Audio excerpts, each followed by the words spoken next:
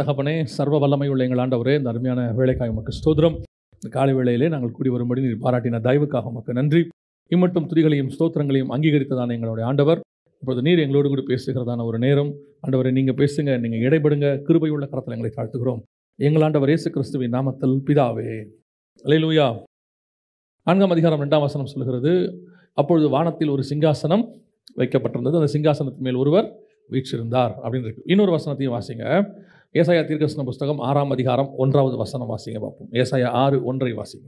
ஊசியா ராஜா மரணமடைந்த வருஷத்தில் ஆண்டவர் உயரமும் உன்னதமுமான சிங்காசனத்தின் மேல் வீற்றிருக்க கண்டேன். அவருடைய வஸ்திரத் தொங்கலால் தேவாலயம் நிறைந்திருந்தது. இந்த ரெண்டு காரியத்துக்கும் ஒரு டிஃபரன்ஸ் இருக்குது. என்ன அப்படின்னு கேட்டிங்கன்னா, இங்கே சிங்காசனத்தை பற்றி சொல்லப்பட்டிருக்கிறது. ஏசாயா 6ல் உயரமும் உன்னதமான சிங்காசனத்தில் ஆண்டவர் வீற்றிருக்க கண்டேன். இங்கே பார்த்தீங்கன்னா ஒரு சிங்காசனம் இருந்தது, அதில் ஒருவர் வீற்றிருந்தார்.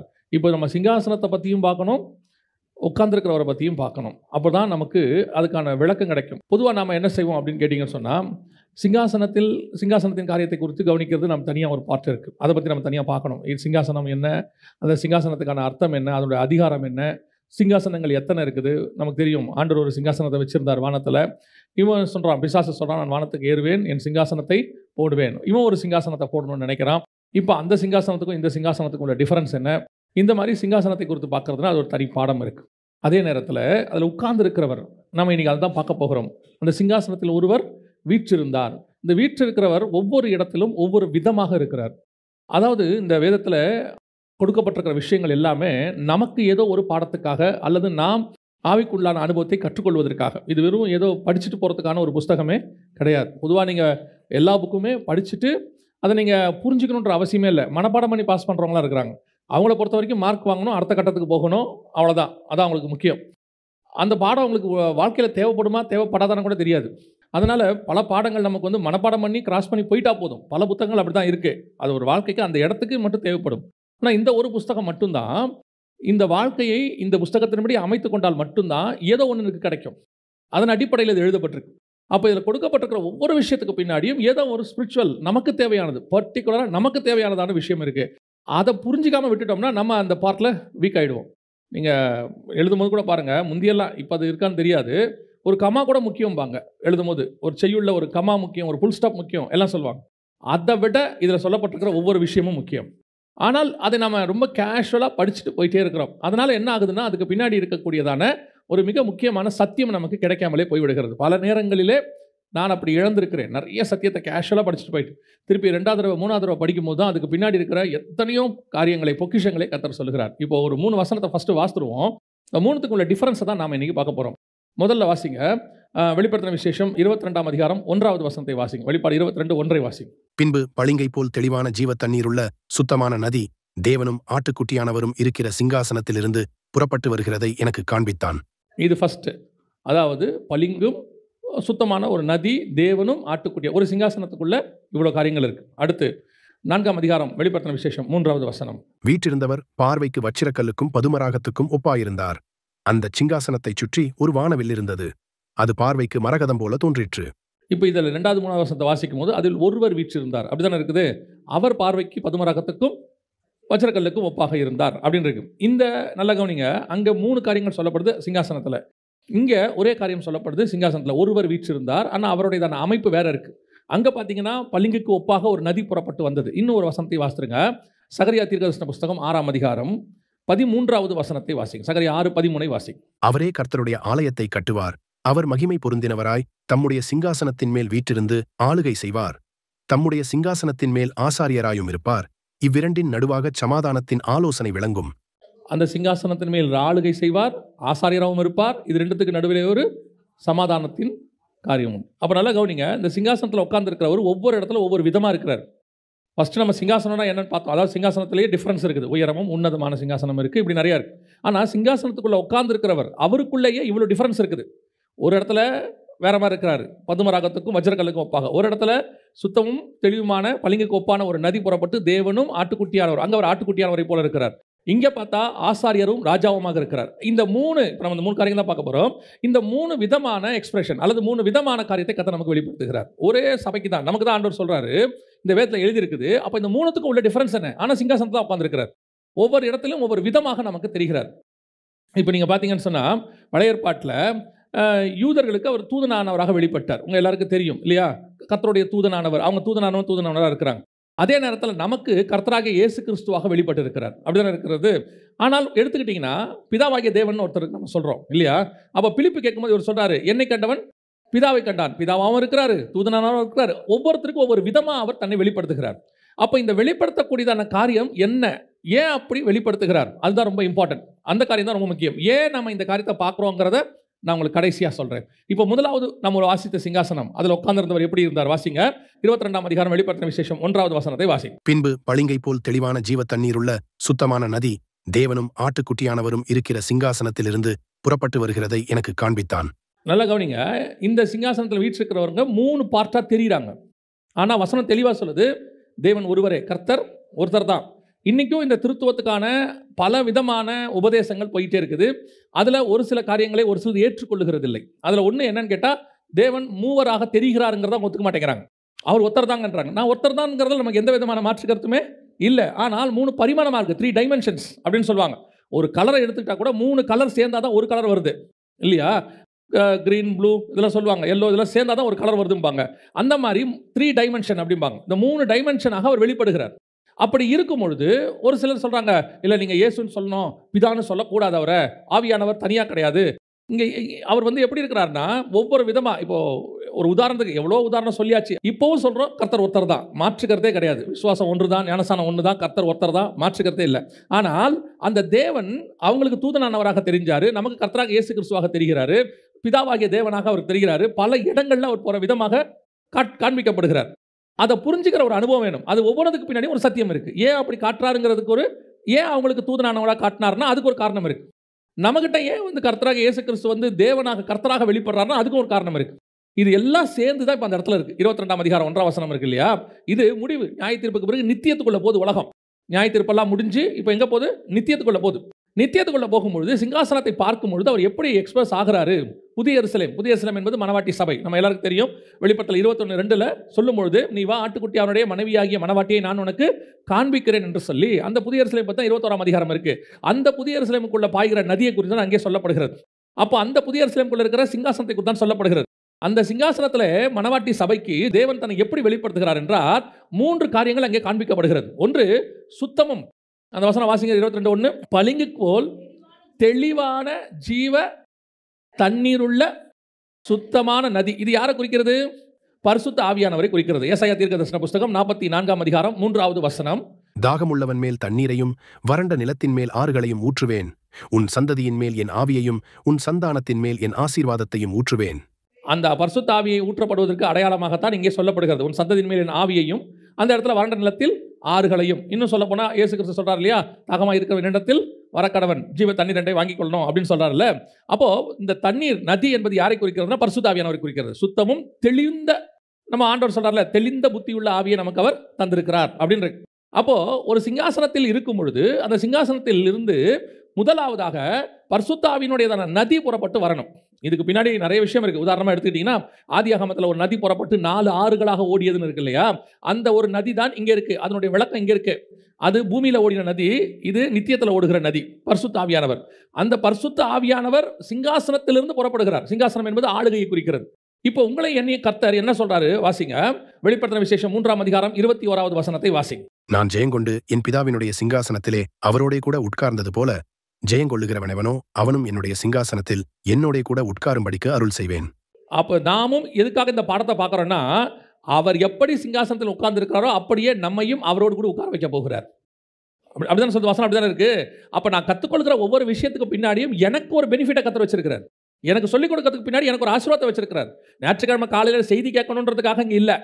நோனிங்க, நம்ம செய்தி கேட்கறது ஞாயிற்றுக்கிழமை காலைல ரொட்டீனாக செய்தி கேட்க வந்தேன், அது ஒரு 3/4 மணி நேரம் 1 மணி நேரம் செய்தி கேட்கறதுக்காக நான் வந்தேங்கிறதுக்காக இல்லை. அப்படி ஒரு சர்வீஸ் ஆர்டரே நமக்கு கிடையாது.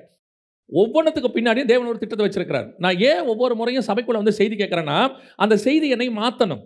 அந்த செய்தி எனக்குள்ள ஏதோ ஒரு காரியத்தை செய்யணும், ஏதோ ஒரு காரியத்தை பெற்றுக்கொள்வதற்கு எனக்கு வழிவகை செய்யணும். ஒரு சாதாரணமான ஒரு விஷயம், ஒரு பையனை ஸ்கூலுக்கு அனுப்புறீங்கன்னா அவன் எதையோ கற்றுக்கொண்டு வர வேண்டும் என்று விரும்புறீங்க. ஒரு டியூஷனுக்கு அனுப்புனா இருக்கிறத விட நல்ல மார்க் எடுக்கணும்னு நீங்கள் நினைக்கிறீங்க. ஒரு ஹாஸ்பிட்டலுக்கு போனால் சுகமாயிட்டு வரணும்னு நினைக்கிறீங்க இல்லையா? ஒரு வண்டியை மெக்கானிக் ஷாப்பில் விட்டால் ரிப்பேர் ஆகி சரியாகி வரணும்னு நினைக்கிறீங்க. அப்போ சர்ச்சுக்கு வந்துட்டு போகும்போது என்ன ஆகணும்? உங்கள் ஆவிக்குரிய வாழ்க்கையில் ஒரு மாற்றம் வரணும்ல. அப்போ கர்த்தர் இந்த வசனத்தின் வழியாக என்ன சொல்கிறாரு? இதன் மூலமாக எனக்கு நித்தியத்துக்கான வேலைகளை செய்கிறார். அந்த நித்தியத்துக்கான வேலைகளை நான் மறந்துட்டோம். அதில் ஒன்று என்ன? என்னை அவரோடு கூட சிங்காசனத்தில் உட்கார வைத்துக் கொள்கிறார். அப்போ சிங்காசனத்தில் உட்கார வைக்க போகிற அந்த சிங்காசனத்தில் நான் இருக்க போகிறேன். என்னையும் அவர் சொல்கிறார், ஜெயம் பெற்று பிதாவின் சிங்காசனத்தில் நான் எப்படி உட்கார்ந்தேனோ அதே மாதிரி உங்களையும் உட்கார வச்சுக்கொள்வேன், உட்கார போகிறேன். அப்போ உட்கார்ற எனக்குள்ளே இருந்து என்ன புறப்படணும்னு கேட்டிங்கன்னா, பளிங்கு போல சுத்தமும் தெளிந்த ஒரு நதி புறப்பட்டு வரணும். பரிசுத்த ஆவியானவர் எனக்குள்ள இருந்து அந்த வேர்டை கவனிங்களேன். பளிங்குக்கு ஒப்பான தெளிவான ஜீவ தண்ணீர் உள்ள சுத்தமான நதி. ஒவ்வொரு ஊழியக்காரனும் அல்லது ஒவ்வொரு விசுவாசிக்குள்ளேயும் இந்த பரிசுத்த ஆவியானவர் என்ன செய்யணும்? புறப்பட்டு வரணும், நதி போல பாயணும். அது வந்து அநேகருக்கு தாகம் தீர்க்கணும். இன்னைக்கு இங்கே ஆவிக்குரிய வாழ்க்கையினுடையதான நாம் ஏன் ரட்சிக்கப்பட்டோம், நான் ஏன் இயேசுவை ஏற்றுக்கிட்டேன் அப்படின்னு கேட்டு அதுக்கு பதில் நான் பரலோகத்துக்கு போகணும் அப்படின்னு நீங்கள் சொன்னால், இந்த வேர்ல்டுலேயே த செல்ஃபிஷ் கை நம்ம தான். நான் பரலோகத்துக்கு போகிறத ரட்சிக்கப்பட்டேன் அப்படின்னா, ரட்சிக்கப்பட்ட உடனே உங்களை பரலோகத்துக்கு ஆண்டவர் கூட்டு போயிருப்பார். இங்கே வைக்க மாட்டார். வச்சதுக்கு ஆண்டவருக்கு நிறைய ரீசன் இருக்குது. அதில் பிரதானமான ரீசன், நம்மை கொண்டு இன்னொரு கூட்டத்தை கர்த்தர் கொண்டு வரணும். அப்போ நான் அடுத்தவர்களுக்கு தாகம் தீர்க்கிறவனாக ஜீவன் எனக்குள்ளேருந்து இந்த நதி புறப்படணும். இப்போ பாருங்க, 120 பேர் அபிஷேகம் பெற்றாங்க. அதில் இருந்தவங்க எல்லாரும் உங்களுக்கு தெரியும். அங்கேருந்து அந்த நதி புறப்பட்டு அப்படியே பவுலுக்குள்ளே வருது. பவுலுக்குள்ள அனனியா போய் என்ன செய்கிறார்? அவரை ஆசீர்வதிச்சு ஜெபம் பண்ணுறாரு, பரிசுத்த ஆவியை பெற்றுக்கொள்கிறார். இப்படி புறப்படுகிறதான பரிசுத்த ஆவியின் அபிஷேகமானது இன்னைய வரைக்கும் அந்த நதி பாஞ்சிக்கிட்டே இருக்குது. இப்போ நம்ம வழியாகவும் பாயும். இதுக்கும் தண்ணீரை கொண்டு வந்து தாகத்தை ஆண்டவர் தீர்க்கணும். நான் வந்தேன், நான் தாகம் தீர்த்தேன், நான் சந்தோஷமாக இருக்கிறேன். Praise the Lord. கர்த்தர் என் வாழ்க்கையில் ஆசீர்வாதத்தை கொடுத்தாரு, மாற்றத்தை கொடுத்தாரு, உயர்வை கொடுத்தாரு அப்படின்னு சொன்னால் கண்டிப்பாக என் ஆவிக்குரிய வாழ்க்கை இந்த நதி பாயலைன்னு அர்த்தம். நல்லா கவனிச்சிங்கன்னா, நதி பாஞ்சா பல ஊர்களுக்கு போய்கிட்டே இருக்கும். அடுத்தடுத்து அந்தந்த ஊருக்காரங்களுக்கு அது பிரோஜனமாக இருக்கும்.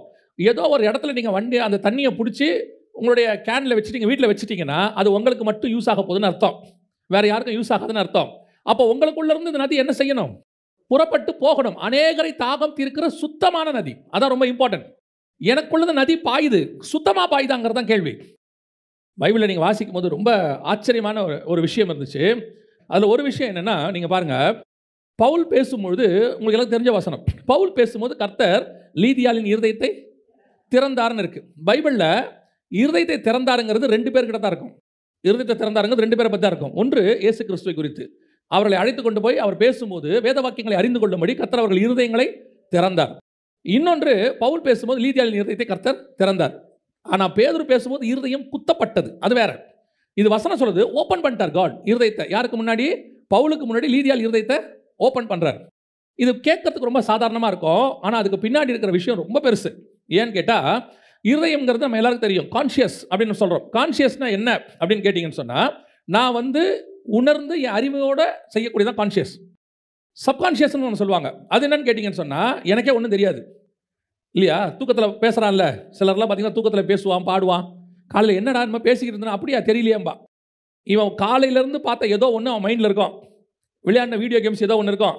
நைட்டில் தூக்கத்தில் சுட்டுக்கிட்டு இருப்பான். டே அவனை சுடுறா, டே அந்த பக்கம் ஒருத்தன் வரான் பாடுறா அப்படின்பா.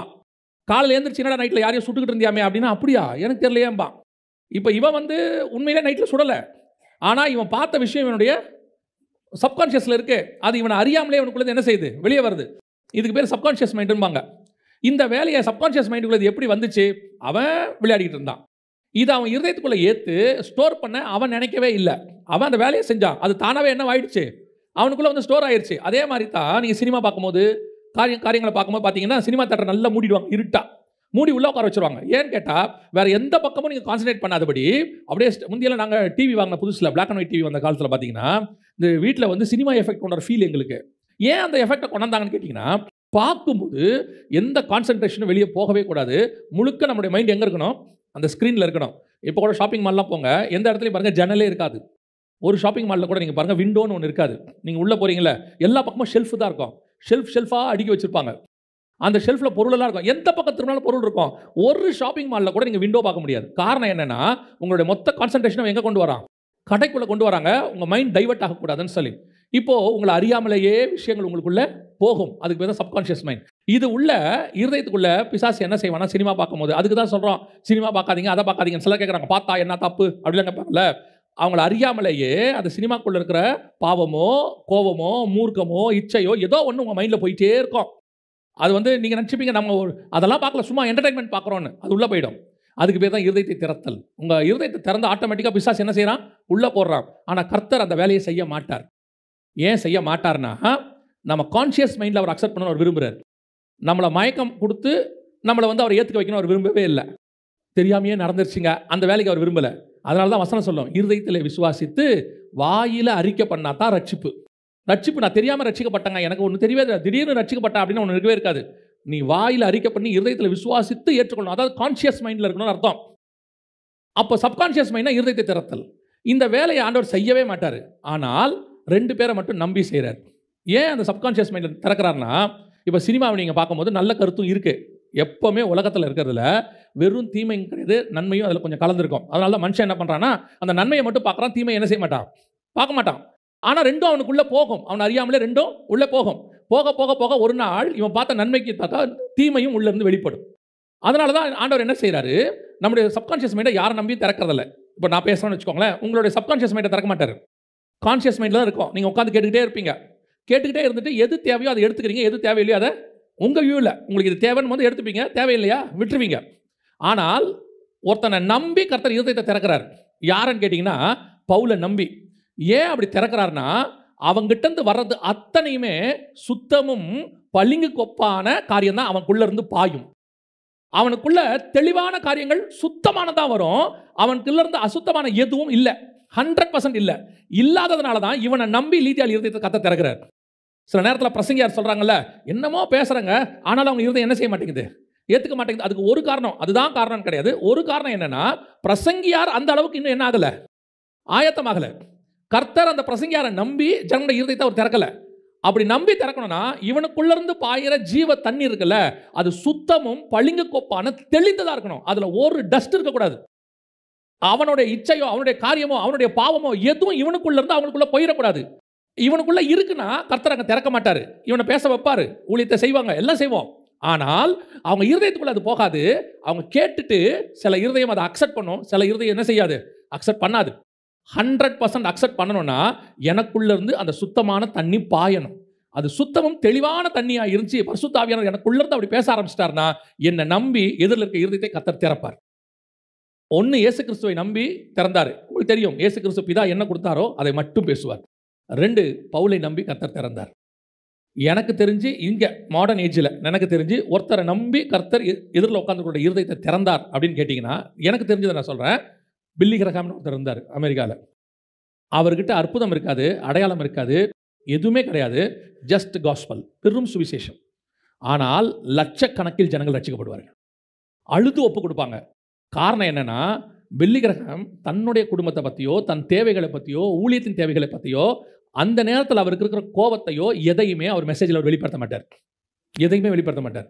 அங்கே கர்த்தர் என்ன கொடுக்குறாரோ அதை மட்டும் பேசுவார். அதான் பவுல் பேசினது, அதான் இயேசு கிறிஸ்து பேசினது. இதுதான் சிங்காசனத்திலிருந்து சுத்தமும் தெளிவான பளிங்கான நதி புறப்பட்டு ஓடுது. அப்போ அது ஓடினா என்ன ஆகுமா, அந்த 2 கரைகளும் ஜீவ விருட்சம் முளைக்கும்னு இருக்கு. அப்படிதான் இருக்கு அந்த வசனத்தில் கீழே. அந்த 2 கரைகளிலும் என்ன இருக்குது, ஜீவ விருட்சம். அப்போ உன் ஊழியத்திலையா இருக்கட்டும், உங்கள் ஆவிக்குரிய வாழ்க்கையில இருக்கட்டும், உங்களுக்குள்ளேருந்து புறப்படுகிறது சுத்தமும் தெளிவுமான பளிங்கு கொப்பான ஜீவ தண்ணீர். புறப்பட்டா அந்த தாக்கத்தை ஆண்டவர் அநேகருக்கு தீர்க்கும்படி மாற்றுவார். அப்போ எனக்குள்ள இருந்து அப்படி இருக்கா, இன்னும் எனக்குள் களங்கம் இருக்கு, இன்னும் எனக்குள் டஸ்ட் இருக்கு, இன்னும் எனக்குள் சுத்தமான காரியங்கள் இல்லை, அசுத்தம் இருக்கு. அப்படி இருக்க இருக்க இருக்க எனக்குள்ள இருந்து பாயிற தண்ணி அதில் தேவையானதை ஃபில்டர் பண்ணி அங்கே போகமே ஒழிய 100% எனக்குள்ள இருந்து சுத்தமான தண்ணி பாயாது. அப்போ கர்த்தர் என்ன எக்ஸ்பெக்ட் பண்றாரு, நம்ம எத்தனை பேர்கிட்டையும் இன்னும் சுத்தமாக இன்னும் சுத்தமாக உனக்குள்ள இருந்து பாயிற தண்ணி. மணவாட்டியை பற்றி பைபிள் சொல்லுது, அவள் போட்டிருக்கிற வஸ்திரம் எப்படி இருந்துச்சா, வெளிப்படுத்தின விசேஷம் 19ஆம் அதிகாரம் 8ஆம் வசனம்.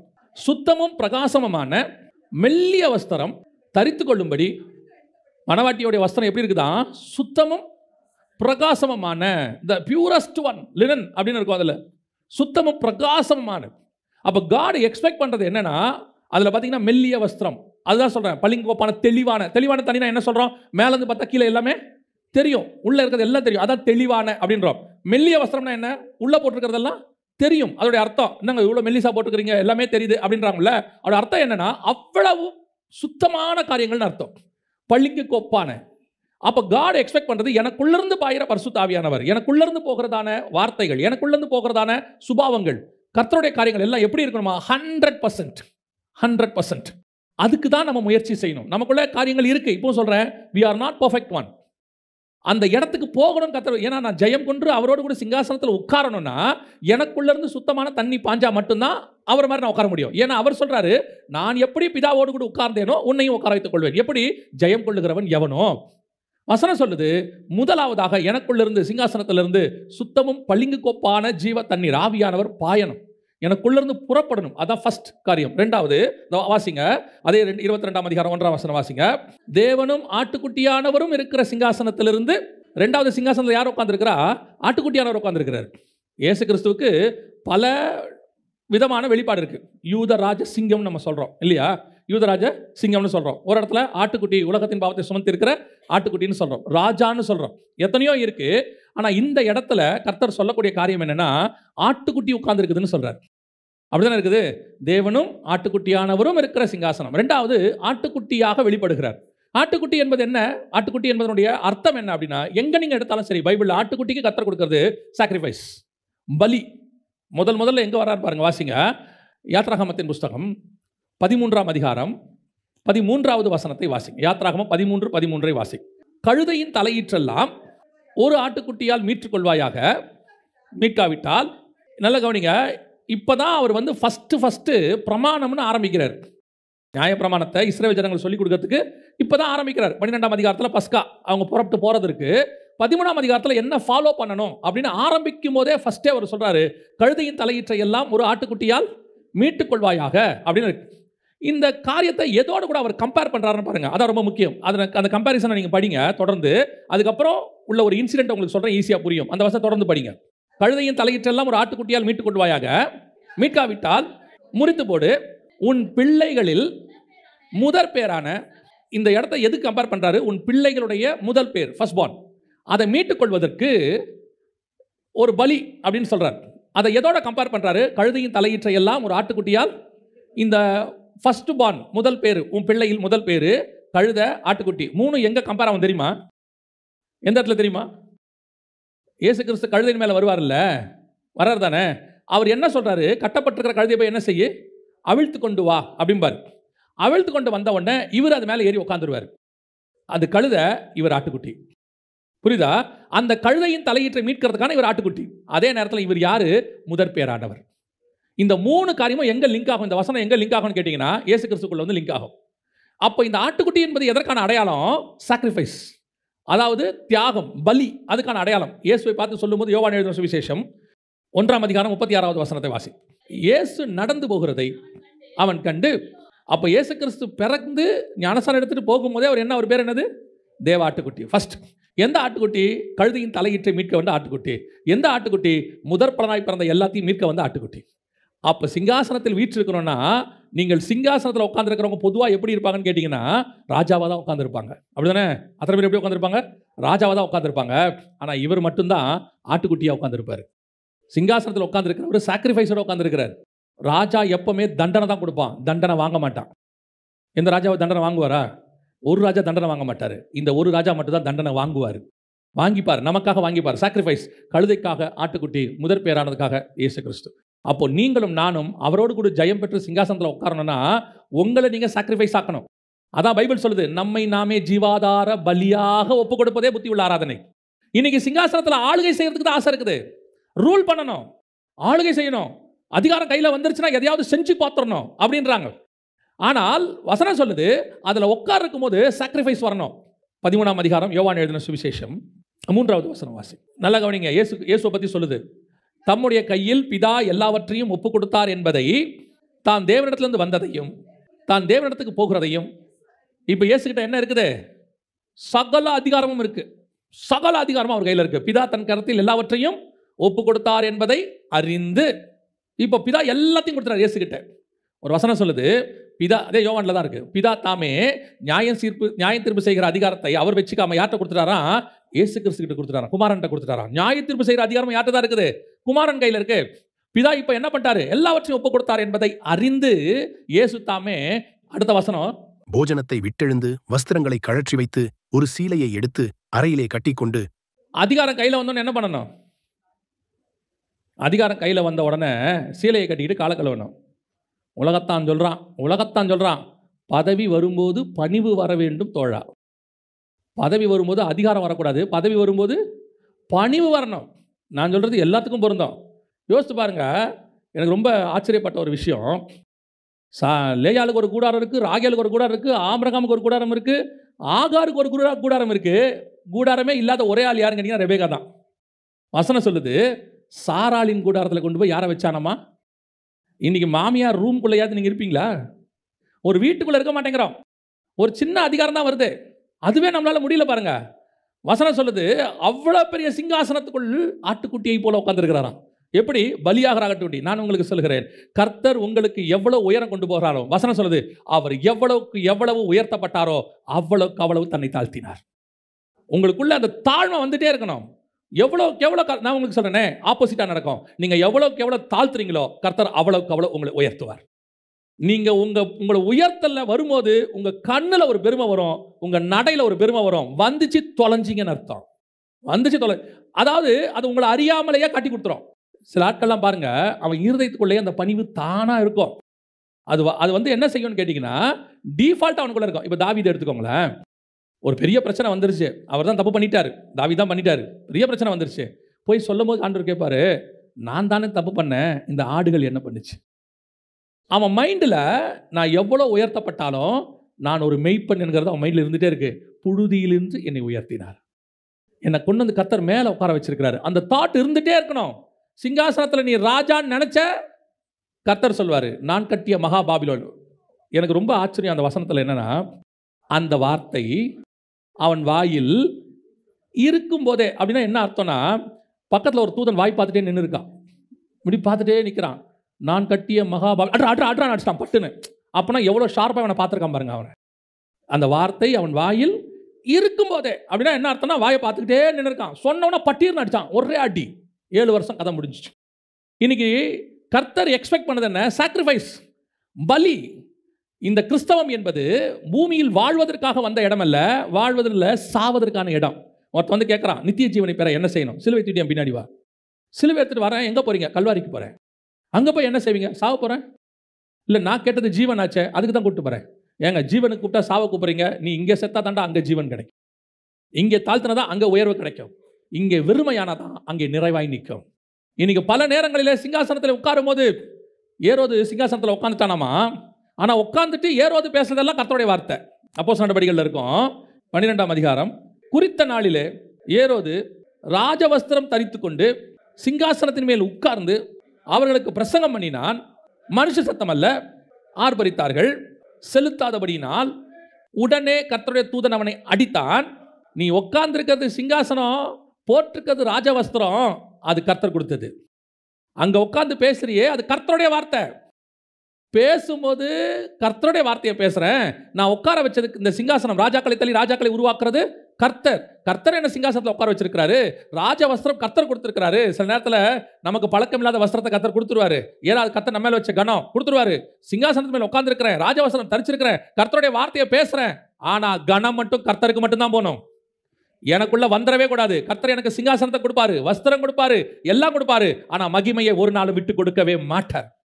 கர்த்தர் தன்னுடைய மகிமையை அவருக்கு தான் வச்சுப்பார். உட்காந்துக்கிட்டு நான் என்னது, நம்ம டேலண்ட்டு, நான் பாடினதுனால, நான் பிரசங்கம் பண்ணதுனால. வெள்ளிக்கு குகையும் பொண்ணுக்கு புடமும் மனுஷனுக்கு புகழ்ச்சியுமே சோதனை. அதை தடுக்க முடியல. ஏன்னா அவங்க வந்து சொல்கிறது அவங்களோட இயல்பு, அவங்க அன்பில் சொல்கிறாங்க. ஆனால் நம்மளை அதுலேருந்து பாதுகாத்து கொள்ளணும். ஏன் தெரியுமா? நான் யார் என்பது எனக்கு நல்லா தெரியும். இங்கே நிற்க வச்சது யாரு, பேச வைக்கிறது யாரு, இது இந்த வசனத்திலிருந்து இருக்கக்கூடிய வெளிப்பாடுகளை கொடுக்கறது யாருன்றது எனக்கு நல்லாவே தெரியும். இதில் ஏரோதுக்கு ஒன்றுமில்லை. நான் சிங்காசனத்தில் உட்கார வேண்டிய ஆட்டுக்குட்டி என்பது மட்டும் மனசில் இருக்கணும். என்ன உட்கார வச்சாச்சு, ஆனால் நான் யார் தான்? ஆட்டுக்குட்டி தான், மாற்றுக்கிறது கிடையாது. இயேசு கிறிஸ்து பிதா தன் கையில் எல்லாவற்றையும் ஒப்பு கொடுத்தார் என்பதை அறிந்து கால்களை கழுவ தொடங்கினார். எவ்வளவுக்கு எவ்வளவு அவர் தாழ்த்தினாரோ அவ்வளவுக்கு அவ்வளவு அவர் உயர்த்தப்பட்டார். உங்கள் உயர்வுக்கான வழி அதுதான். கொஞ்சம் கூட உங்கள் மைண்டில் எதையுமே ஏற்றாதீங்க. கர்த்தர் உயர்வு கொடுக்கும்போது சொல்கிறேன், எதையுமே ஏற்றாதீங்க, தாட்டுக்குள்ளே வரவே வராதிங்க. ஏன் தெரியுமா? உங்களை ராஜாவாக உட்கார வைக்க தெரிஞ்ச ஆண்டவருக்கு நிமிஷத்தில் கீழே தள்ளவும் முடியும். அந்த வார்த்தை அவன் வாயில் இருக்கும்போதே அந்த தூதன் அடித்தான், அதுவும் அவரால் முடியும். ஏரோதை உடனே தேவதூதன் அடித்தான், அதுவும் அவரால் முடியும். அதனால தான் சொல்கிறேன், எவ்வளோ வேணால் வரட்டும். சிங்காசனத்தில் உட்காரும் போது ரெண்டாவது நமக்குள்ளே இருக்க வேண்டிய குணாதிசயம் சாக்ரிஃபைஸ். நான் பலியாக வந்தேன், நான் ஒன்றுமே கிடையாது. அவ்வளோ பெரிய பவுல் சொல்கிறாரு, நான் ஒன்றும் இல்லை, நான் எல்லாருக்கும் எல்லாமானேன், எல்லாருக்கும் அடிமையானேன். அவ்வளோதான், இவ்வளோதான். இதுதான் ஒரு ஆவிக்குரிய வாழ்க்கையினுடையதான எக்ஸ்ட்ரீம், ஒரு ஊழியனுடைய வாழ்க்கையினுடைய எக்ஸ்ட்ரீம். நாம் எப்பவுமே சரி, எவ்வளவு சொன்னாலும் சரி, கர்த்தர் என்னை அடிமையாகி வைத்திருக்கிறார். ஒரு நாள் நான் இந்த ஓட்டத்தை ஓடி முடிப்பேன், என்னுடைய உயர்வு அங்கே வரும், இங்கே அல்ல. நான் இங்கே சிங்காசனத்தில் எப்படி தான் உட்காந்துருக்கணும், ஆட்டுக்குட்டியை போல உட்காந்துருக்கணும். சில நேரத்தில் பார்த்தீங்கன்னா இந்த டெபுட்டி அப்படின்னு ஒன்று இருக்கும். டெபுட்டினா உதவி, டெபுட்டி கமிஷனர், அப்புறம் டெபுட்டி மினிஸ்டர், அப்புறம் இந்த மாதிரி சொல்லுவாங்கல்ல. இந்த டெபுட்டின்னு ஏன் வைக்கிறாங்க, எதுக்காக வைக்கிறாங்க அப்படின்னு கேட்டிங்கன்னா, அந்த சீனியர் ஆஃபீஸர் இருக்கார்ல, அவர் வேறு வேலையாக போனாலோ அல்லது நோய்வாய்ப்பட்டாலோ ஏதோ ஒன்று, அந்த நேரத்தில் நீங்கள் என்ன செய்யணும், பார்க்கறதுக்கு தான் டெபுட்டி. ஸோ அது டெம்பரவரி. திருப்பி அவர் வந்தார்னா டெபுட்டி என்ன செஞ்சிருவார், போயிடுவார். இயேசு கிறிஸ்து வருகிற வரைக்கும் தான் சிங்காசனம் நமக்கு. அவர் வந்துட்டார்னா, அவர் வர வரைக்கும் நான் டெபுட்டி. நான் என்ன நினச்சக்கூடாது, ஆண்டவருக்கு பதிலாக நான் தான் இருக்கிறேன். சிலர்லாம் ஆண்டவருக்கு பதிலாகவே மாறிடுறாங்க. இவங்க தான் காடுங்கிற ரேஞ்சுக்கு போயிடுறாங்க. வாயிலே வார்த்தை இருக்கும்போதே ரொம்ப கேர்ஃபுல்லாக இருந்து கொள்ளுங்க. சிங்காசனத்தில் 2வது இருக்க வேண்டிய சுபாவம் என்ன, ஆட்டுக்குட்டியின் சுபாவம். அடுத்தபடியாக வாசிங்க 22ஆம் அதிகாரம் 1ஆம் வசனம், வெளிப்படுத்தின விசேஷம். பின்பு பளிங்கை போல் தெளிவான ஜீவ தண்ணீருள்ள சுத்தமான நதி தேவனும் ஆட்டுக்குட்டியானவரும் இருக்கிற சிங்காசனத்திலிருந்து புறப்பட்டு வருகிறதை எனக்கு காண்பித்தான். நல்லா கவனிங்க, இதுதான் அந்த 3வது மிக முக்கியமான பாயிண்ட். அதில் யார் உட்காந்துருக்கிறா, ஆட்டுக்குட்டியானவர் இருக்கிறாரு, பரிசுத்த ஆவியானவர் ஓடுறாரு, பாயிறாரு. ஆனால் கூட யார் இருக்கிறா, தேவன் உட்காந்துருக்கிறார். தேவன் யாரு, சர்வ வல்லமை உள்ள அவர் தான் எல்லாம், அவர் தான் எல்லாம். அவருக்குள்ளேருந்து தான் இந்த நதி, அவருக்குள்ளேருந்து தான் ஆவியானவர், அவருக்குள்ளேருந்து தான் இயேசு கிறிஸ்து. நான் சொன்னல, தேவன் ஒருவர் தான், அது ஒருத்தர் தான், சர்வ வல்லமை உள்ள தேவன். அந்த தேவனை பற்றி சொல்லும்போது அவர் ஒன்று தான், இவங்கெல்லாம் கூட இருக்கிறாங்க அதில், அவ்வளோதான். ஆனால் அனாதியாக உபாகமத்தின் புஸ்தகத்தில் அவர் சொல்லும்போது ஒரு வார்த்தைக்கு வாசிங்க. உபாகமத்தின் புஸ்தகம் 33ஆம் அதிகாரம் 27வது வசனத்தை வாசிங்க. உபாகம் 33:27 வாசிங்க. அனாதி தேவனே உனக்கு அடைக்கலம். அனாதி தேவன்னா என்ன, ஆதினா கிரியேஷன். ஆதியிலே தேவன் வானத்தையும், கிரியேஷனுக்கு முன்னாடி அவர் இருக்கிறார். அவர் யாரும் கிரியேட் பண்ணல, அவர் தான் எல்லாத்தையும் கிரியேட் பண்ணார். கிரியேஷனுக்கு முன்னாடி இருக்கிறார்ல, அந்த கிரியேஷனுக்கு முன்னாடி இருக்கிறதுக்கு பேர் தான் என்னது, அனாதி. அப்படின்னா என்ன அர்த்தம், ஒண்ணுமே இல்லாமல், கிரியேஷனே இல்லாமல் காட் இருந்தார். ஒரு நாள் காட் எல்லாத்தையும் கிரியேட் பண்ணாரு. அந்த அனாதி தேவன் இருக்குல்ல, அவர் தான் தேவன். எப்போ கிரியேஷன் ஆரம்பிக்குதோ கர்த்தர், கிரியேஷனுக்கு முன்னாடி இருக்கிறார்ல, அவர் தான் தேவன். அவர் சொல்றாரு, நான் தேவன், அவ்வளவுதான், என்னை அன்றி வேற ஒரு தேவன் இல்லை, ஒரே தேவன் தான். நீங்க சிங்காசனத்தில் உங்களை கூட உட்கார வச்சிருக்காரு. நம்மள என்னதான் நீங்க சாக்ரிஃபைஸ் பண்ணாலும் சரி, என்னதான் சுத்தமான நதி உங்களுக்குள்ள போனாலும் சரி, தான் தேவன், அவரோடு கூட நம்ம உட்காந்துருக்கோம், அவ்வளவுதான். அவர் தான் மெயின். அந்த தேவனுங்கிறதான பதத்தை நீங்க எந்த இடத்துலையும் எடுக்க முடியாது. அதுக்கு ஈக்குவலாக நீங்கள் மாறவே, கூட உட்கார வச்சாருன்றதால நீங்கள் என்ன ஆகிட முடியாது. இப்போ பாருங்க, அகாஸ்வேரு ராஜா எஸ்தரை கூட உட்கார வச்சுட்டான், அவள் தலையில் கிரீடத்தையும் வச்சுட்டான். ஆனால் எஸ்தர் ராஜகுமாரத்தையாக தான் மாற முடியுமே ஒழிய ஒரு நாளும் ராஜாவாக மாற முடியாது.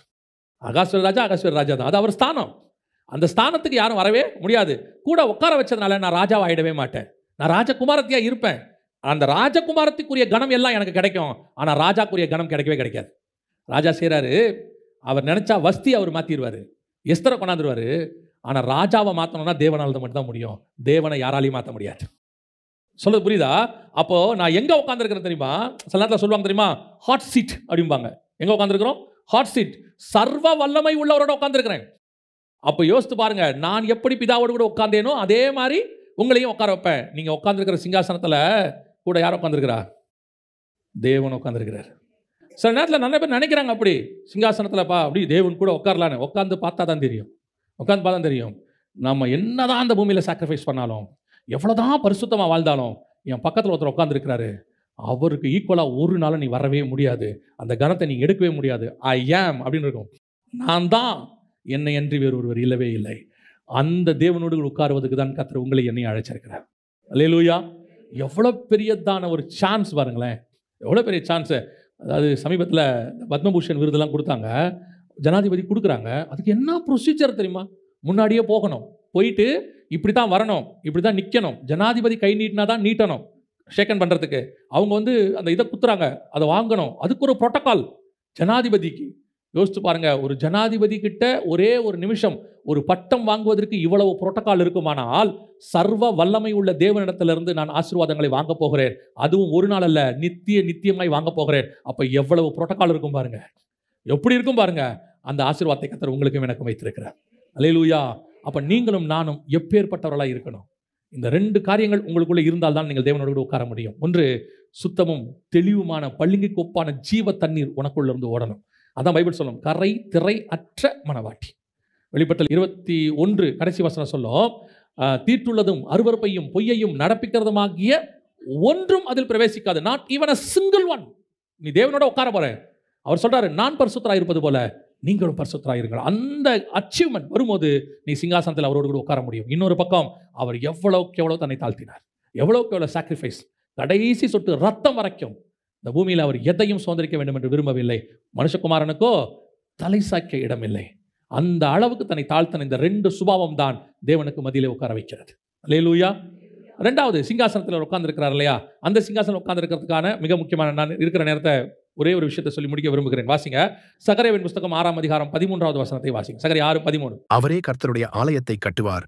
அவர் மகிமை பொருந்தினவராய் தம்முடைய சிங்காசனத்தின் மேல் வீற்றிருந்து ஆளுகை செய்வார். தம்முடைய சிங்காசனத்தின் மேல் ஆசாரியராயும் இருப்பார். இவ்விரண்டின் நடுவாக சமாதானத்தின் ஆலோசனை விளங்கும். இந்த வசனத்தை சகரியாவுக்கு வெளிப்படுத்தியிருக்கிறார். நல்லா கவனிங்க. இந்த வசனம் யாருக்கு? சகரியாவுக்கு வெளிப்படுத்தப்பட்டிருக்கிறது. ஆனால் இது முழுக்க முழுக்க நியூ டெஸ்ட்மெண்ட் வசனம், புதிய ஏற்பாட்டினுடைய வசனம். அந்த வசனத்தை இப்போ நம்ம கொஞ்சம் கொஞ்சமாக வாசிக்க போகிறோம். கடைசியை வாசிங்க. கடைசியை, இவ்விரண்டின் நடுவாக சமாதானத்தின் ஆலோசனை. எந்த 2 நடுவாக? அதே 6ஆம் அதிகாரம் 1ஆம் வசனம் வாசிங்க. 2 பர்வதங்களின் நடுவாக புறப்பட்டு, 2 பர்வதத்துக்கு நடுவாக இருக்குல்ல, இந்த 2க்கு நடுவே சமாதானத்தின் ஆலோசனை விளங்கும். இந்த 2 பர்வதம்னா என்ன? இது சகரியாவுக்கு தரிசனமாக காட்டப்படுது. அந்த விளக்கம் உங்களுக்கும் எனக்குமான விளக்கம். அவங்களுக்கு ஒன்லி தரிசனம் தான், உங்களுக்கு எனக்கும் தான் விளக்கம். ஏன்னு சொன்னால், அந்த விளக்கத்தை நீங்கள் தெரிஞ்சுக்கிறதுக்கு இயேசு வந்தால் மட்டும்தான் முடியும். இயேசு வராமல் அந்த விளக்கம் கிடைக்கவே கிடைக்காது. இப்போ இயேசு வந்ததுனால உங்களுக்கு எனக்கு அந்த விளக்கம் கிடைக்குது. ஆவியானவர் வெளிப்படுத்துறார். இப்போ இந்த 2 மலை என்பது எதை குறிக்கிறது? கலாத்தியர்கள் நிருபம் 4ஆம் அதிகாரம் வாசிங்க. கலாத்தியர் நிருபம் 4ஆம் அதிகாரம் 24-25 வாசி. இவைகள் ஞான அர்த்தமுள்ளவைகள். அந்த ஸ்திரீகள் 2 ஏற்பாடுகளாம். ஒன்று சீனாய் மலையில் உண்டான ஏற்பாடு. அது அடிமைத்தனத்திற்குள்ளாக பிள்ளை பெறுகிறது. அது ஆகார் என்பவள்தானே? ஆகார் என்பது அரபி தேசத்தில் உள்ள சீனாய் மலை. அந்த ஆகார் இப்பொழுது இருக்கிற எருசலேமுக்கு சரி. இவள் தன் பிள்ளைகளோட கூட அடிமைப்பட்டிருக்கிறாளே. அங்கே 2 விதமான மலைகளை குறித்து இருக்கிறது. 2 விதமான ஏற்பாடுகள், 2 காரியங்கள். ஒன்று சீனாய் மலை, இன்னொன்று சீயோன் மலை. இப்பொழுது இருக்கிற எருசலேம் என்பது அவர் நியாய பிரமாணத்துக்கு அடையாளமாக சொல்லுகிறார். அங்கே சுயாதீன பிரமாணம். இப்போ நம்மளது புதிய ஏற்பாட்டு சபை. 2 சபையை பற்றி பேசுகிறார். இன்னும் உங்களுக்கு ஈஸியாக புரியணும்னா பழைய ஏற்பாடு, புதிய ஏற்பாடு, நியாய பிரமாணம், புதிய ஏற்பாட்டு பிரமாணம். இந்த 2 பிரமாணத்துக்கு நடுவாக என்ன விளங்கும்? சமாதானத்தின் ஆலோசனை விளங்கும். இந்த 2த்துக்கு நடுவில் யார் வந்தா? இயேசு கிறிஸ்து. அந்த வசனம் என்ன சொல்லுது? அவர் ராஜாவாகவும் வீற்றிருப்பார், ஆசாரியராகவும் வீற்றிருப்பார். அது மெல்கிசேதேக்கின் முறைமை. ராஜாவும் ஆசாரியரும். நியாயப்பிரமாணம் ஆசாரியத்துவம் தான், ராஜ்யபாரம் தனி. இந்த புதிய ஏற்பாட்டு பிரமாணத்தில் தான் ராஜாவும் ஆசாரியரும் 2ம் இருக்கும். பழைய ஏற்பாட்டில் அப்படி இருக்காது. ராஜா தனியாக இருப்பார், ஆசாரியர் தனியாக இருப்பார். இந்த 2ம் ஒன்றா இருக்கிறது எங்கே இருக்குது? ஒரே சிங்காசனத்தில் ராஜாவும் ஆசாரியரும். ராஜாவும் ஆளுகை செய்வார், அவர் ஆசாரியராகவும் இருப்பார். வெளிப்படுத்தின விசேஷம் 1ஆம் அதிகாரம் 6வது வசனம். நம்மிடத்தில் அன்பு கூர்ந்து தமது இரத்தத்தினாலே நம்முடைய பாவங்களற நம்மை கழுவி தம்முடைய பிதாவாகிய தேவனுக்கு முன்பாக நம்மை ராஜாக்களும் ஆசாரியர்களுமாக்கின அவருக்கு மகிமையும் வல்லமையும் என்றென்றைக்கும் உண்டாயிருப்பதாக. ஆமென். ஜெயம் கொள்ளுகிறவன் எவனோ அவனை என்னோடு கூட சிங்காசனத்தில் உட்கார வைத்துக் கொள்வேன். அப்போ உட்கார்ந்துருக்கிற நீங்களும் நானும் எப்படி இருக்கிறோமா? ராஜாக்களும் ஆசாரியருமா இருக்கிறோமா? ஆளுகை செய்கிறோம் இருக்கு. ஒரு பக்கம் ஆசாரியத்துவம் இருக்கு. இந்த 2ம் உடையவர்களாய்த்தான் எங்க உட்கார்ந்துருக்கணும்? சிங்காசனத்தில் உட்கார்ந்துருக்கணும். அங்கே உட்கார்ந்துருக்கும் போது பலி, இங்கே உட்கார்ந்துருக்கும் போது ஆசாரியத்துவமும் ராஜ்யபாரமும். இந்த ராஜ்யபாரம்னு உடனே ஒரு சந்தோஷம் வந்துடும். Praise God. நம்ம உலகத்தை என்ன செய்ய போறோம்? இயேசு கிறிஸ்து உலகத்தை ஆண்டாரா இல்லையா? இயேசு கிறிஸ்து உலகத்தை ஆளுகை செய்தாரா இல்லையா? வாசிங்க. வெளிப்படுத்தின விசேஷம் 1ஆம் அதிகாரம் 5வது வசனம் வாசிங்க. உண்மை உள்ள சாட்சியும் மரித்தோரிலிருந்து முதல் பிறந்தவரும் பூமியின் ராஜாக்களுக்கு அதிபதியுமாகிய, இப்போ இவர் அதிபதி ஆக்கிட்டார், இவருக்கு போஸ்டிங் கொடுத்தாச்சு. ஆனால் வசனம் சொல்லுது, உன்னுடைய சத்துருக்களை பாதபடியாக்கி போடும் வரைக்கும் நீர் என்னுடைய வலது பாரசத்தில் உட்காரும். அப்படின்னா என்ன அர்த்தம்? இவர் தான் எல்லாத்துக்கும் ஆர்டர் பண்றாரு, எல்லாம் செய்யறாரு. இன்னும் பூமியில என்ன வரல? அதிகாரம் இருக்கு. இவர் நாமத்துக்கு தான் அதிகாரம். அது காற்று அடங்கும், கடல் அடங்கும், விசுவாசத்தினால மலையை பெயர்ந்து போனா போகும், மரித்தோர் உயிர்ப்பிக்கப்படும், எல்லாம் இருக்கு. ஆனா லிட்டரலா இன்னும் என்ன வரல பூமியில? அது ஆயிடவர் சாட்சியில் தான் அவர் வந்து ராஜாவாக பூமியில உட்கார்வார். அப்ப இதுல என்ன புரிதல் உங்களுக்கு வரணும்? உங்களை என்னையும் கர்த்தர் அழைச்சது இந்த பூமியில ராஜாவா உட்கார்றதுக்கு இல்ல, ஆளுகை செய்வதற்கு. நான் சொல்றது புரியுதா? நான் ராஜாவா அழைக்கப்பட்டேன், ராஜாவும் ஆசனமும் அழைக்கப்பட்டேன். ஆனால் உலகத்தின் சிங்காசனத்தில் உட்கார்ந்து எம்பியாவோ எம்எல்ஏவோ பிரதமராகவோ ஜனாதிபதியாகவோ அந்த அல்ல. நான் அழைக்கப்பட்டது ஸ்பிரிச்சுவலாக ஆளுகை செய்வதற்கு. நான் உலகத்தின் ராஜ்யபாரத்தில் இருக்க மாட்டேன். ஆனால் உலகத்தினுடைய அதிகாரம் எல்லாம் கர்த்தர் நம் கையில் கொடுத்து வச்சிருக்கிறார். மலையை பார்த்து பயந்து போனால் போகும். மரித்தோரை உயிர்ப்பிக்கிற வல்லமை உங்கள் கையில் இருக்கு. ஒருத்தனை வியாதியை சுகமாக்குற வல்லமை உங்ககிட்ட இருக்கு. செங்கடலை பிளக்கிற வல்லமை உங்ககிட்ட இருக்கு. எரிகோ உடைக்கிற வல்லமை உங்ககிட்ட இருக்கு. கர்த்தர் கொடுத்து வச்சிருக்கிறார். என்னை விசுவாசிக்கிறவன் நான் செய்தவைகளையும் செய்வான், நான் செய்யாதவைகளையும் செய்வான். ஆண்டவர் அந்த அதிகாரத்தை கொடுத்துருக்கார். அத்தாரிட்டி இருக்கு. ஆனால் அந்த அத்தாரிட்டியை நம்ம மிஸ்யூஸ் பண்ணிட்டு இருக்கிறோம் அல்லது மிஸ்டேக் பண்ணிட்டோம். நம்ம என்ன நினச்சிக்கிட்டோம்? ஆளுகை. அப்போனா என்ன அர்த்தம்? கால் மிதிக்கும் தேசம் எல்லாம் கர்த்தர் தருவார். லேண்டு வாங்கி போட்டால் ஆளுகை. யார் சொன்னா? யார் சொன்னா? ஆளுகை செய்கிறவனுக்கு லேண்ட் இருக்கணும்னு அவசியம் இல்லை. இப்போ ஒரு பிரதமர் இருக்காரு, அப்துல் கலாம் இருந்தார் அப்படி வச்சுக்கோங்க, நல்ல உதாரணம். அவர் பாருங்க, இந்தியாவுக்கே ஜனாதிபதி. எவ்வளோ லேண்ட் இருந்துச்சு அவர்கிட்ட? அவர் வாங்கின ஏதோ சின்ன பீஸ் ஆஃப் லேண்ட், அவ்வளோதான். இந்தியாவே மொத்தம் அவருக்கு சொந்தமா? இல்லை தானே? கரெக்டாக நான் சொல்கிறது. ஒரு காலத்தில் ராஜாக்கள் முழு ராஜ்யத்தையும் பிடிச்சாங்க. அதனால் அந்த நாடே அவங்களுக்கு சொந்தம்னு அர்த்தமா? இங்கிலீஷ்காரன் எல்லாத்தையும் வச்சுருந்தான், இந்த நாடு அவன்தா? இல்லை இல்லை, இந்த ஆளுகையெல்லாம் போயிடும். உண்மையான ஆளுகை என்ன தெரியுமா? கர்த்தர் பாவத்தின் மேலும் இந்த உலகத்தில் உள்ள சாத்தானின் மேலும் நமக்கு அதிகாரத்தை கொடுத்திருக்கிறார். அதை ஆளுகை செய்யும்படி வச்சிருக்கிறாரு. பாதாளத்தின் வாசல்கள் உங்களை என்ன செய்யாது? மேற்கொள்ளாது.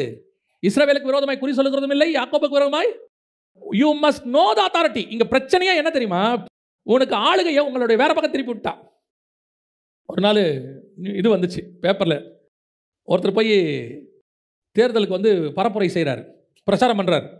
போகும்போது அவர் ஒரு ஏரியாவில் போய் பிரச்சாரம் பண்ணும்போது அங்கே இருக்கிறவங்க சொல்கிறாங்க, சார் இது உங்கள் ஏரியாவே இல்லை. அவர் பிரச்சாரம் பண்ணுறாரு அவர் தொகுதிக்குன்னு பார்த்தா அது அவர் தொகுதியே இல்லையா. அவர் தொகுதி 2 தெருவுக்கு முன்னாடி முடிஞ்சிருச்சான். இவர் சம்மந்தமே இல்லாமல் என்ன பண்ணியிருக்கிறாரு? இதுவும் நம்ம தொகுதி தான் நினச்சிக்கிட்டு போய் என்ன பண்ணியிருக்கிறாரு? பிரச்சாரம் பண்ணியிருக்கிறார். அவன் சொல்லியிருக்கான், சார் உங்கள் தொகுதி 2 எலெக்ஷன் 2 தெரு முடிஞ்சிச்சு, இது வேற ஆளுது, வேற வேட்பாளர், அவர் வராரு. உடனே இவர் சமாளிக்கிறார், பரவாயில்ல இதுவும் நம்மள் தான் அப்படின்னு திரும்பி போயிட்டார். அந்த மாதிரி நமக்கு எது ஆளுகைன்னே தெரியல. இப்போ நம்ம பாட்டு உட்காந்துட்டு இல்லாத போலதெல்லாம் செஞ்சிட்டு இருக்கிறோம்.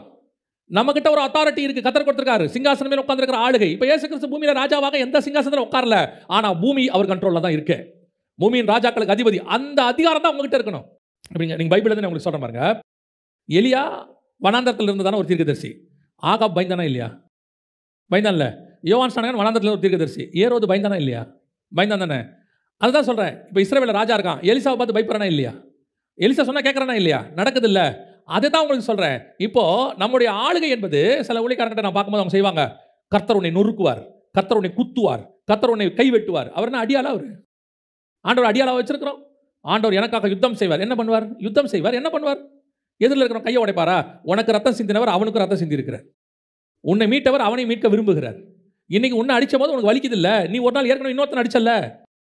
ஒரு 10 வருஷம் நம்ம பாவம் செஞ்சிருக்கோம்ல. நம்ம பேசி அர்த்தம் இருதயத்தை உடைச்சு அர்த்தம் தூக்கம் இல்லாமல் இருந்தாம்ல. அப்ப நம்மளை மன்னிச்சாரா இல்லையா? இப்ப கர்த்தர் வெயிட் பண்றாரு அவனை மன்னிக்கிறதுக்கு. அப்பனா அவனை குத்தும் கொலை பண்ணும் பல்ல உடையும் என்பது அல்ல ஆளுகை. உங்க மேல அந்த பயம் வரக்கூடாது. எந்த பயம் வரணும் தெரியுமா? இவனோடு கூட கர்த்தர் இருக்கிறார். இவங்கிட்ட பேசினா இவனுக்கு பஞ்சாயத்து பண்ணுறதுக்கு கர்த்தர் வருவார். அந்த பயம் இருக்கணும்.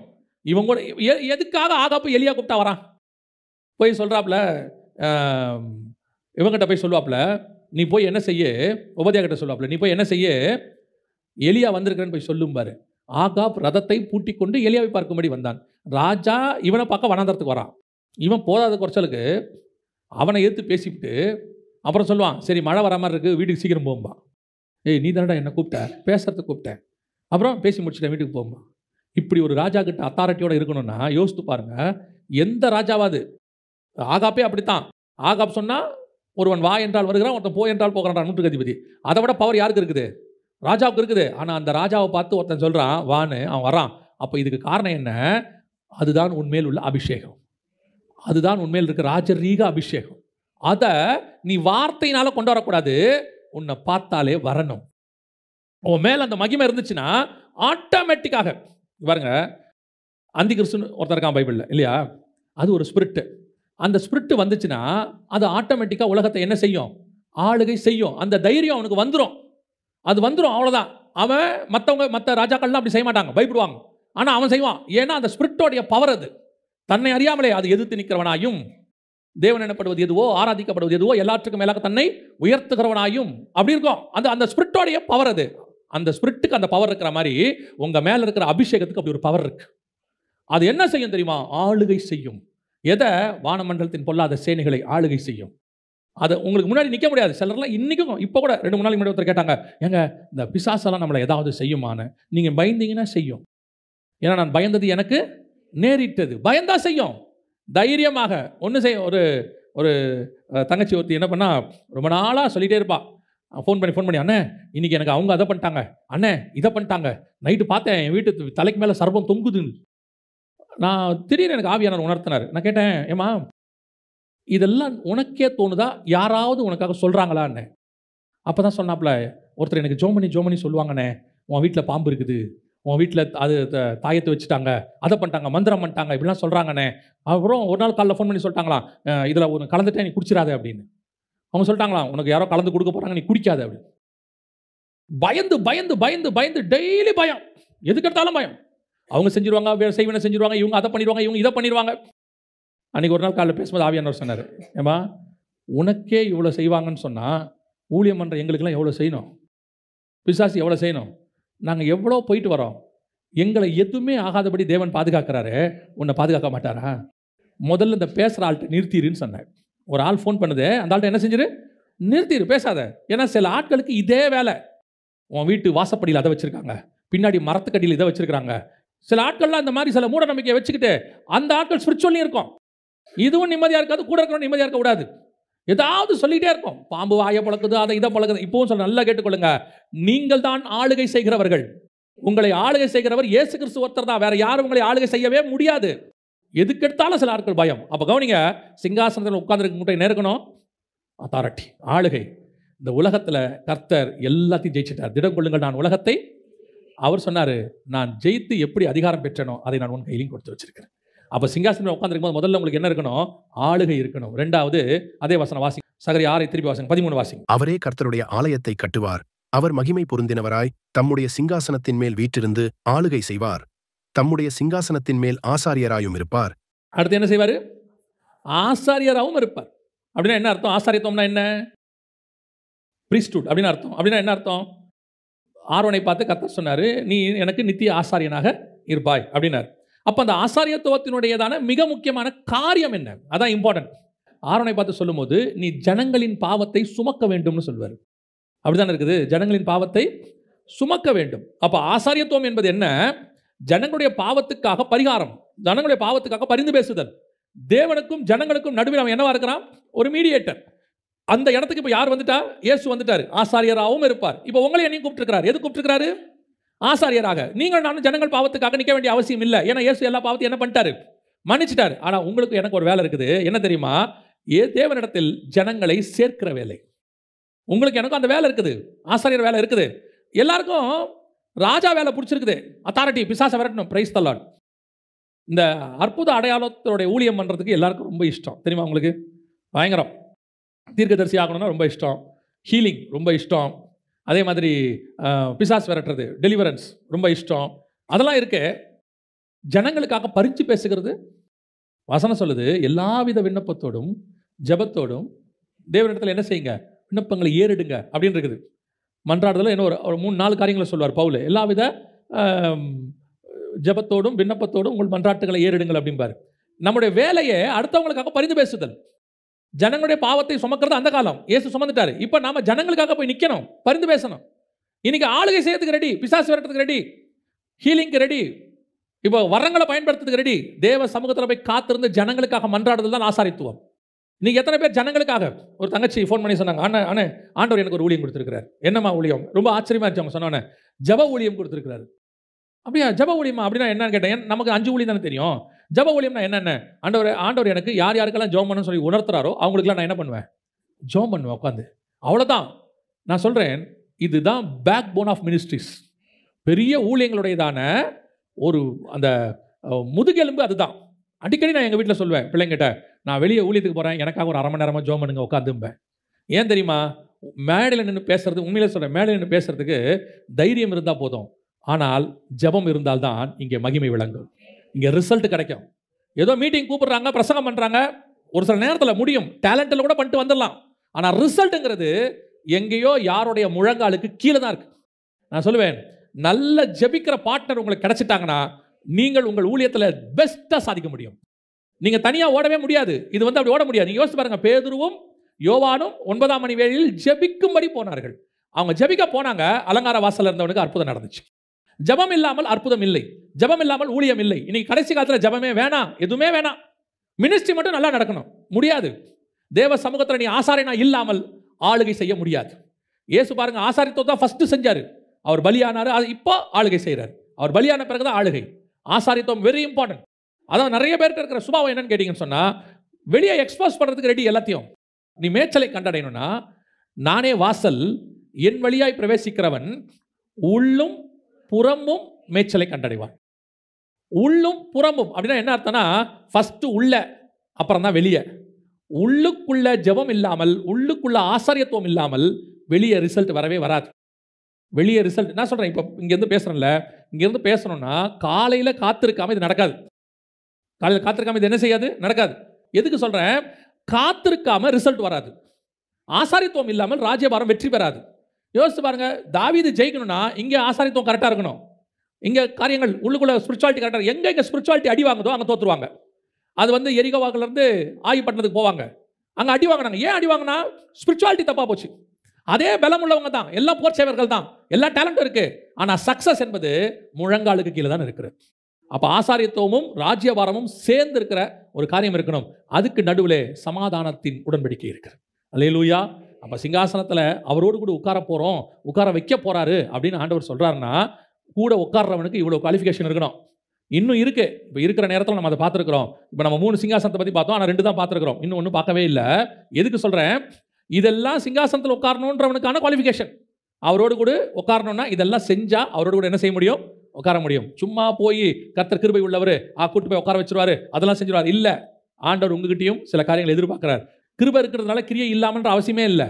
நிறைய பேர் சொல்றாங்க கிரியே தேவையில்லைங்க, கர்த்தர் எப்படி கிரியை எல்லாம் விட முடியும். நான் சொல்றது பழைய ஏற்பாட்டில் புதிய ஏற்பாடு வரைக்கும் உங்ககிட்ட என்கிட்ட கர்த்தர் ஒரு கிரியை எதிர்பார்க்கிறார். கர்த்தர் கிருபை உள்ளவன்ட்டு நீங்கள் கட்டில் படுத்துக்கிட்டே இருந்துச்சுன்னா சாப்பாடு வந்துருமா? அடுப்பை எரிய வச்சு நீங்கள் செய்யணும்ல. கர்த்தர் கிருபை உள்ளவன் வந்துருமா? எதுவுமே வராது. சிலர் சொல்லுவாங்க காக்கா கொண்டு வந்து சாப்பாடு கொடுத்துச்சு, அது கூட நீ கேரி தாட்டங்கரைக்கு போகணும்ல, வேற எங்கே இருந்தால் வராதுல்ல, காக்கா வராதுல்ல, ஆண்டவர் சொல்கிற இடத்துக்கு போகணும்ல. அதுதான் கிரியை. கர்த்தருடைய வார்த்தைக்கு கீழ்ப்படிந்தால் கர்த்தர் சொல்கிற ஆசீர்வாதம் தானாய் வரும். இன்னைக்கு கிரியை இல்லாத விசுவாசம் சொல்லிட்டு இருக்கிறாங்க. நல்லா கவனிச்சுக்கொள்ளுங்க. கர்த்தர் உங்களை என்னையும் மிக முக்கியமான ஒரு ஆசீர்வாதத்துக்கு சிங்காசனத்தில் உட்கார வைக்க அழைச்சிருக்கிறார். நமக்கு இந்த குவாலிஃபிகேஷன் அவசியமாக இருக்கு. இல்லாமல் சிங்காசனத்தில் உட்காரவே முடியாது. நாம் ஜெபிக்க போகிறோம். ஏந்திரிக்கலாமா? நம்ம தேவ சமூகத்தில் வேதம் சொல்லுகிறது, அவரோடு கூட பாடு சகித்தோமானால் அவரோடு கூட ஆளுகையும் செய்வோம். ஆண்டவர் உங்களை என்னையும் அழைச்சது ஆளுகைக்கு தான், அவரோடு கூட சிங்காசனத்தில் உட்கார வைக்க தான். நீங்கள் படுகிற பாடுகள், பிரயாசங்கள், கடந்து போகிற பாதைகள், வனாந்தரங்கள், சில பிரச்சனைகள், மென்டல் டார்ச்சர்ஸ் என்னென்னமோ இருக்கு, இது எல்லாமே நீங்கள் கடந்து போகிறதான ஒரு வழி, அவ்வளோதான். இதனுடைய முடிவு நிச்சயமாகவே ஆசீர்வாதமாக இருக்கும். ஆண்டவர் அதுக்கு தான் உங்களை கூப்பிட்டுருக்கிறார். சிங்காசனத்தில் உட்கார்றவங்களுக்கு முதலாவதாக சுத்தமும் தெளிவான பளிங்கு கொப்பான பரிசுத்த ஆவியினுடைய மகிமை அபிஷேகம் உனக்குள்ளிருந்து பாயணும். 2வது, ஆட்டுக்குட்டியை போல ஒரு தாழ்மை, சாக்ரிஃபைஸ், பலி இருக்கணும். அடுத்தபடியாக ஆளுகை, ஸ்பிரிச்சுவல் ஆளுகை. மிரட்டுற ஆளுகை கிடையாது. கர்த்தருடைய நொறுக்குவார், அடிப்பார், அது கிடையாது. உன் மேல் இருக்கிற அபிஷேகத்துக்கு ஒரு பலன் உண்டு. அதை பார்க்கும்போது ஸ்பிரிச்சுவலாக ஒரு பயம் வரும். ஆசாரித்துவம் உங்களுக்குள் காணப்பட வேண்டும். இன்னும் வேதத்தில் நிறைய சிங்காசனங்களை குறித்து, அதில் உட்கார்ந்திருக்கிற இயேசு கிறிஸ்துவை குறித்து வேதம் சொல்லுது. இந்த சுபாவங்கள் நமக்குள்ளே வரும்போது அவர் எப்படி சிங்காசனத்தில் பிதாவோடு கூட உட்கார்ந்தாரோ அதே போல நம்மையும் உட்கார வைக்க வல்லமை உள்ளவராய் இருக்கிறார். ஜெபம் பண்ண போகிறோம். ராஜாக்களும் ஆசாரியமாய் கர்த்தர் அழைச்சிருக்கிறார். அதுக்கு பங்குள்ளவர்களாய் நாம் மாறணும். சர்வ வல்லமை உள்ள எங்கள் தகப்பனே, தர்மையான வேலைக்காய் உமக்கு ஸ்தோத்திரம்.